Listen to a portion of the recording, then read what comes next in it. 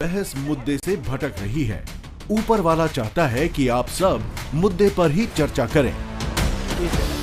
नागपुर में अपराधियों पर कार्रवाई हो, सब चाहते हैं। बिल्कुल। बस एक मेरा निवेदन है, जब अपराधियों पर कार्रवाई होगी, जब कसाब पकड़ाएगा, जब याकूब मेमन पकड़ाएगा, तो उसको मासूम नहीं बोलना, उसको बेचारा नहीं बोलना, उस पे जुल्म हो रहा है ये नहीं बोलना। अपराधियों पर जब कार्रवाई होती है तो आप याकूब मेमन के जनाजे पे चले जाते हो, उसको बेचारा बोलकर कलाम साहब की मैयत पे नहीं जाते हो, याकूब मेमन के जनाजे पे चले जाते हो।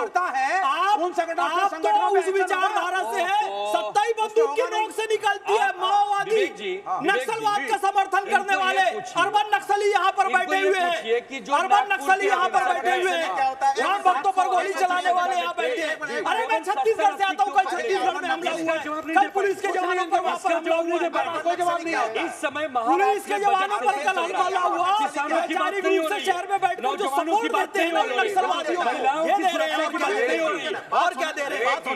अरे तो बोलो ना, मौत से तुम मुर्दाबाद बोलो ना, मौत से तुम मुर्दाबाद बोलो, लेनिन मुर्दाबाद बोलो, नहीं बोलोगे, ये कर रहे हैं, ये कर रहे हैं,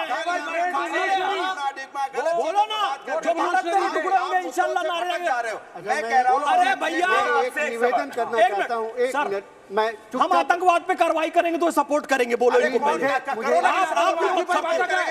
आतंकवाद की क्या परिभाषा है? औरंगजेब आतंकवादी था, भारतीय सभ्यता का साल इस मुल्क का आतंकवादी था। माखनलाल जी को बोलने दो, गॉडसे ने क्या किया था?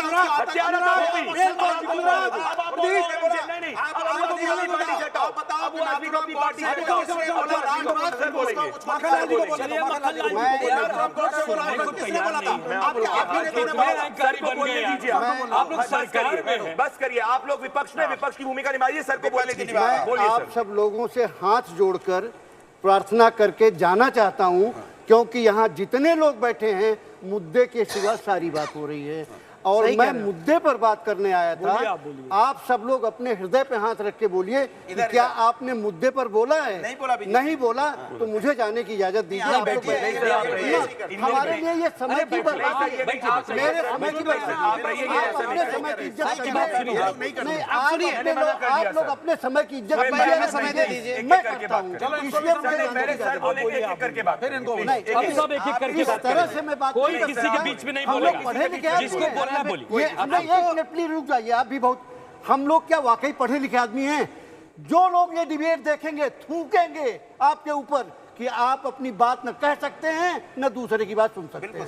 माफ कीजिएगा, बहुत कठोर शब्द हैं। बिल्कुल सही कहा आपने। मैं बीजेपी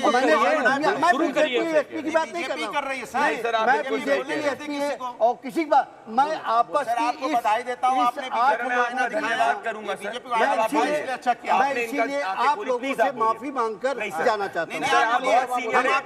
सबकी तरफ से आपसे माफी मांगता हूँ, हम माफी मांग सुनिए, इस तरह से हम और शोएब भाई दोनों लोग चुपचाप बैठे देख रहे हैं। इस तरह से कभी बहस होती है? आप अपने बच्चों को क्या सिखाएंगे? घर में ड्राइंग रूम में बैठे हैं और वो उठा के ये दिखाएंगे कि आपका ये बिहेवियर है। सर बिल्कुल सही, सभा में बैठने का अरे मैं जरा सा पहले सर बोलेंगे, अरे बोल देता हूं, इधर वन बाय वन बोलो। अच्छा इधर से देखिए, ऐसा है कि हम लोग जिस इतिहास पे चर्चा कर रहे हैं उस इतिहास में कई सारी चीज़ें, साहू जी महाराज का क्या औरंगजेब के प्रति मामला था और उनके मज़ार पे जाकर के वो किस तरीके से वहाँ पे श्रद्धांजलि देते थे और फिर उनके बेटी के नाम पर उन्होंने जो इदारे बनाए वो भी इतिहास का हिस्सा है। मिर्जा राजा जय सिंह जो औरंगजेब के सबसे बड़े सिपहसालार थे, उन्होंने कैसे शिवाजी महाराज को यहाँ पे छल से पकड़ने का काम किया और उनके जो आज वंशज हैं वो किस तरीके से भारतीय जनता पार्टी के साथ जुड़े हुए हैं, उनको ये भी एक इतिहास है। और 1857 की क्रांति में किन किन राजघरानों ने, चाहे वो सिंधिया हो या होलकर हो, उन्होंने किस तरीके से अंग्रेजों का साथ दिया था, और तो ये भी देखना पड़ेगा। तो फिर आप सुनिए, आप इन मुद्दों, बस मैं अपनी कंप्लीट बात करूं, इन मुद्दों के पीछे आप क्या छिपा रहे हैं? आप छिपा रहे हैं कि महाराष्ट्र के बीड में जो दलित जो हमारे थे, जो शिंदे, उनकी जो हत्या कराई, उसके लिए एक महाराष्ट्र के मंत्री को इस्तीफा देना पड़ा, वह मुद्दा छुप गया। हमारे पुणे की बेटी का बलात्कार हुआ, वो मुद्दा आपने दबा दिया। मुस्कान रस्तोगी ने 15 टुकड़े कर दिए, लाश के 15 टुकड़े कर दिए, आपने यहाँ से आपने उसका मुद्दा छुपा दिया। ना उत्तर प्रदेश में लॉ एंड ऑर्डर का काम करता, महाराष्ट्र में लॉ एंड ऑर्डर का काम करता, और आपको औरंगजेब चाहिए। अरे पत्थर में प्राण डालने वाले औरंगजेब में प्राण डालिए और कर लीजिए दोनों हाथ। क्या बातें करते हैं, क्या बातें करते हैं आप? देश के मुद्दों से, बेटियों की सुरक्षा से खिलवाड़ कर रहे हैं, औरंगजेब के नाम पर तमाशा कर रहे हैं। जो पार्टी ये कहती है 15 मिनट के लिए पुलिस हटा दो, बता देंगे, वो बता रहे हैं हमको एकता अखंडता क्या हो रही है। जिनके बाप दादाओं ने रज़ाकारों के साथ मिलकर हैदराबाद को कितना भी जो खुले के चेहरे में बीज खाता हुआ सैफुद्दीन ओवैसी, अकबरुद्दीन ओवैसी, वो हमको देशभक्ति बताएंगे। अब इनको बोलने दो ना। भाई देखिए, आप सबको टीवी पे अपना चेहरा दिखाने का मौका मिलेगा, बहुत चीखे चिल्लाएंगे तब भी मिलेगा, और शांति से बात करेंगे तो भी मिलेगा। बड़ी सिंपल बात जो शोएब साहब ने बहुत अच्छे से शुरुआत की, बाद में वो पॉलिटिक्स पे उतर आए। मैं पॉलिटिक्स पे नहीं उतरूंगा। औरंगजेब के बारे में जो शोएब साहब ने कहा, ठीक है, अच्छी बात है शोएब साहब की, लेकिन उसी औरंगजेब के शासन का एक दूसरा एस्पेक्ट भी है, और वो एस्पेक्ट सुनी सुनाई बातों पर नहीं है, वो एस्पेक्ट किसी का ओपिनियन नहीं है, वो एस्पेक्ट औरंगजेब के अपने दास्तान है। कोर्ट की माशरे आलमगीर, कोर्ट की कार्यवाही है। फतवाए आलमगीरी औरंगजेब के काल के सारे जितने ऑर्डर हैं वो हैं उसी। नहीं प्लीज, हमें रोका नहीं था, हम I am not use to this. Yes, ना हम इंटरप्ट करते हैं न चाहते हैं। Please continue sir. उसी औरंगजेब के माशरे आलमगीरी में उसने पूरा, जहाँ की आपने संभाजी राव की बात किया, उसी में काशी विश्वनाथ मंदिर का भी जिक्र है तोड़े जाने का। सिर्फ एक कारण, रमजान के पवित्र महीने में बादशाह सलामत ने हुक्म दिया था। क्यों दिया था? क्यों दिया था? Because that is the worship place of infidels. Infidel word लिखा हुआ है। नहीं, एक रानी मिसिंग थी। हाँ? एक रानी जो दर्शन करने गई थी वहाँ पे, वो मिसिंग थी। वो काशी विश्वनाथ की स्टोरी मथुरा पर मत ले आइए। और वो इतिहासकार है, उनकी बात तो फेक स्टोरी है, फेक स्टोरी मत जाइए। फेक स्टोरी है बोल दिया, हिस्टोरियन मक्खन लाल जी ने बोल दिया वो फेक स्टोरी है। लेकिन सुनिए, कोई ओरिजिनल सुनिए मक्खन लाल जी, मुझे ये बताइए, दो राजाओं के बीच लड़ाई थी।